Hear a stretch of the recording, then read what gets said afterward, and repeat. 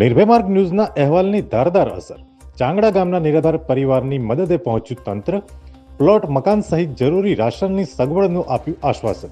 થરાદના ચાંગડા ગામે દયનીય જીવન જીવતો નિરાધાર પરિવારની વેદનાનો અહેવાલ નિર્ભય માર્ગ ન્યૂઝ ચેનલમાં પ્રસારિત થતા તંત્ર જાગ્યું છે અને થરાદ તાલુકા વિકાસ અધિકારી મુકેશભાઈ ત્રિવેદી સહિત તલાટી કમ મંત્રી ઈશ્વરભાઈ પટેલે પરિવારની રૂબરૂ મુલાકાત લીધી છે. આ પરિવારને પ્લોટ મકાન સહિત જરૂરી રાશનની સગવડ કરાવવાનું આશ્વાસન આપ્યું હતું. તેમજ તેઓએ પણ તાત્કાલિક જરૂરી રાશન કીટ આપી સર્વ સેવાભાવી લોકોને આ સેવાનો લાભ લેવા માટે પ્રેરણા પણ આપી હતી.